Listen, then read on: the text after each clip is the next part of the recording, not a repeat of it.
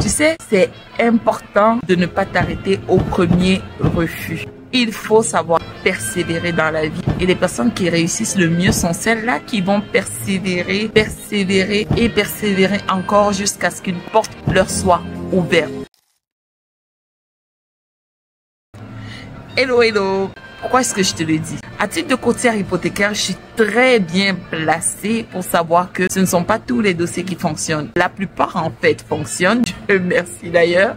Sinon, je serais une très mauvaise courtière hypothécaire. La plupart des dossiers fonctionnent, mais il peut arriver qu'un dossier ne fonctionne pas chez un prêteur, chez une banque en particulier. Pour plusieurs raisons. Peut-être pour la situation d'un client qui a changé, peut-être pour une information que le client n'avait pas communiquée, peut-être parce que l'analyste trouve simplement que le risque est beaucoup trop important. Donc, ça arrive parfois un refus. Et à titre de courtière hypothécaire, mon travail, c'est justement d'aller chercher cette approbation-là chez d'autres banques. Et ça m'est déjà arrivé d'avoir un refus chez une banque, un deuxième refus chez une autre banque, un troisième refus chez une troisième banque. Et c'est seulement au quatrième refus que le dossier a enfin été approuvé. Et donc, qu'est-ce que cela m'enseigne au quotidien? C'est vraiment au quotidien que je fais face à des situations où il faut être persévérant. Ce n'est pas seulement d'aller d'une banque à une autre, mais c'est parfois même lorsque la banque en particulier où tu as soumis ton dossier te pose plein de questions ou alors remet en question la pertinence du dossier, la pertinence des revenus, la pertinence de la mise de fonds. C'est de pouvoir croire en ton dossier et le pousser vraiment loin. Donc, toi qui as peut-être essuyé un refus récemment, toi qui vois certaines portes se fermer, je veux t'encourager à persévérer. Toque à la porte d'à côté.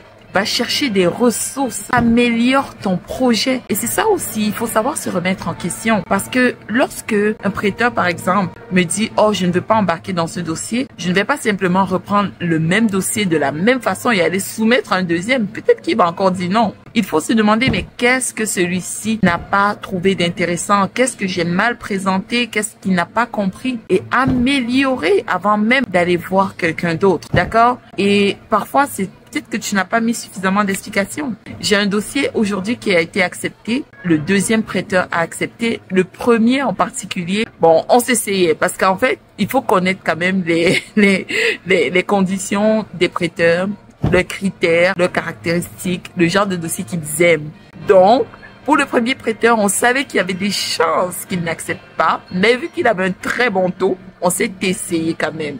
Et comme je l'avais un peu imaginé, il n'a pas voulu embarquer à cause de la constance et de la solidité des revenus de mon client. D'accord? Mais voyant cela, avant d'aller se mettre au deuxième prêteur, j'ai réexpliqué les revenus, j'ai refait les calculs pour réexpliquer pourquoi les revenus du client étaient rendus à cette période-ci à tel montant alors qu'ils auraient dû être un autre montant. J'ai apporté plus de précision. J'ai aussi étoffé le dossier et finalement ça a été accepté. D'accord? Donc, persévérer, déterminer la raison du refus, du premier refus. Essayez ailleurs, améliorez-vous et essayez encore une deuxième, une troisième fois. Il y a des personnes là qui ont été refusées dans 10 banques avant d'être acceptées par la 11e. Il y a des personnes qui ont essayé des échecs dans des essais de produits avant de trouver enfin le produit gagnant. Il y a des personnes qui ont testé les marchés avant d'être enfin accueillis par leur marché ou par leur clientèle de rêve.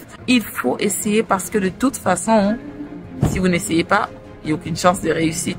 Donc voilà, mon message pour vous, c'était simplement persévérer à titre d'investisseur ou à titre d'entrepreneur. La réussite ne se cache que derrière la persévérance. Le succès ne se cache que parfois derrière des échecs. Donc, dis-moi en commentaire si toi aussi tu fais face à un défi en ce moment et pour lequel tu vas persévérer. On se dit à très bientôt.